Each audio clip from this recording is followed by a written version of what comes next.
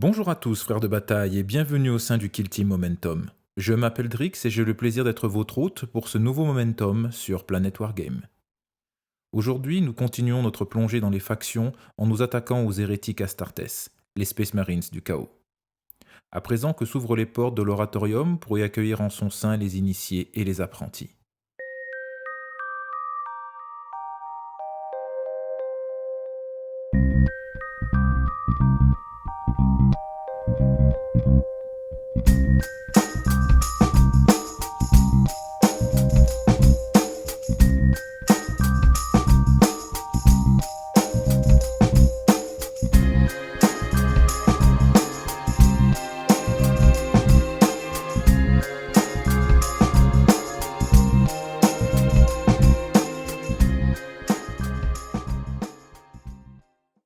L'hérésie d'Horus. Cet acte de rébellion institué par les forces de la ruine a bien failli mener l'Imperium à sa chute. 10 000 ans après ce douloureux épisode, les hérétiques des légions Astartes et autres chapitres renégats continuent leur guerre sans fin contre le faux empereur. Depuis l'œil de la terreur, où bon nombre d'entre eux se sont réfugiés, ou bien encore ceux perdus dans le warp sans aucune idée du temps qui passe, ou tout simplement ceux qui errent dans l'espace et la galaxie, la menace qu'ils représentent reste aux yeux des humains la plus terrible. Les vétérans de cette longue guerre ont des intérêts divers. Certains, comme les World Bearers, servent les forces du chaos avec zèle. D'autres, comme les Night Lords, agissent comme des pirates pilleurs de monde pour leur propre compte. Ou d'autres encore, comme les World Eaters, sont totalement dévots d'un unique dieu. Quelles que soient les raisons qui les poussent, les Space Marines du chaos sont l'exact opposé des nobles Astartes. Prêts à tout pour arriver à leur fin, ils n'auront de cesse de combattre que lorsque l'Imperium entier sera en cendres. Les kill teams de ces hérétiques agissent pour leur compte ou pour celui de leur chapitre, ou de leur légion. Certaines kill teams peuvent même mêler différents légionnaires et différents adeptes de différents dieux, que ce soit pour des missions d'assassinat, de recherche d'informations ou de sabotage de ravitaillement, ils sont la némésis de l'Adeptus Astartes. Aidés dans leur sombre agenda par des cultistes fanatiques et dévoués à leur maître, voici comment se compose leur kill team. Les cultistes. Faibles physiquement et moralement et aux armes archaïques, il n'est pas un grand danger individuellement, mais lorsqu'ils sont en nombre, c'est une autre paire de manches, très utile pour la saturation et la prise d'objectifs. Ils ont accès aux fusils d'assaut et aux pistolets mitrailleurs. Le cultiste gunner.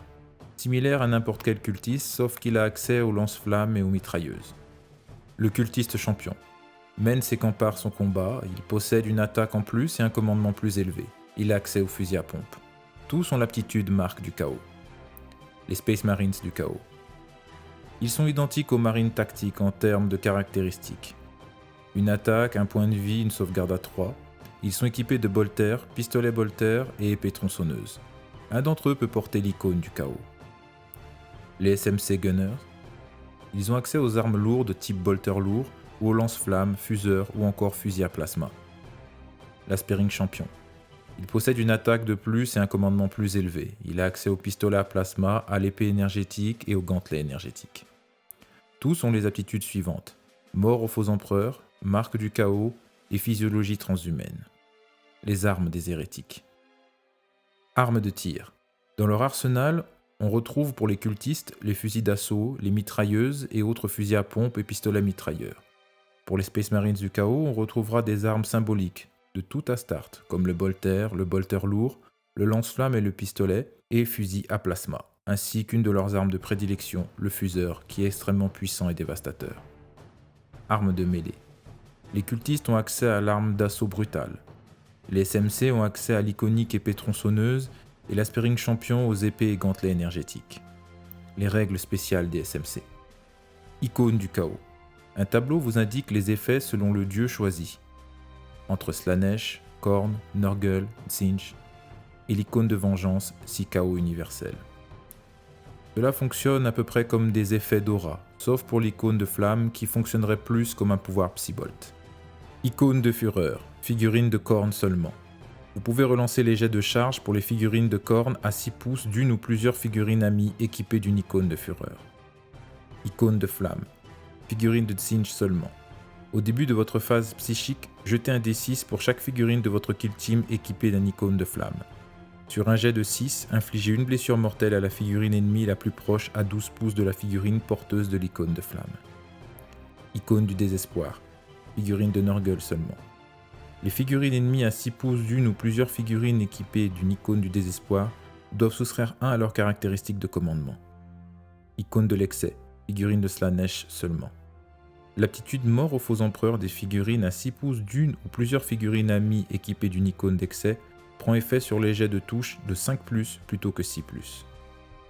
Icône de vengeance. Ne peut pas être prise par les figurines de Khorne, Tzeentch, Nurgle ou Slaanesh. Ajoutez 1 à la caractéristique de commandement des figurines à 6 pouces d'une ou plusieurs figurines amies équipées d'une icône de vengeance. En plus des tactiques de base, les Astartes hérétiques ont droit à 4 tactiques spécifiques. Les cultistes, tout comme les SMC, ont accès à 6 spécialités. Il y a plusieurs façons de monter une kill team d'hérétiques en mélangeant des cultistes et des marines de base, une marée de cultistes ou encore uniquement des SMC. Tout dépend du budget comme toujours et de la direction que vous voulez donner à votre team. Vous pouvez trouver les cultistes par boîte de 5 à 8 €, idem pour les guerriers du chaos de base. Mais cette boîte-ci est de moins en moins trouvable du fait de la sortie des nouveaux guerriers du chaos. Pour des cultistes avec des sculptures plus récentes, tournez-vous vers les expansions Blackstone Fortress. Une à une vingtaine d'euros pour 8 cultistes et une autre à 32,50 € pour une quinzaine de serviteurs des abîmes.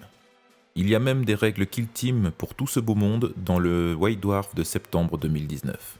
Il y a enfin la boîte de nouveaux SMC, qui sont superbes, avec tout ce qu'il faut pour une Kill Team complète et qui vous reviendra à 45 €.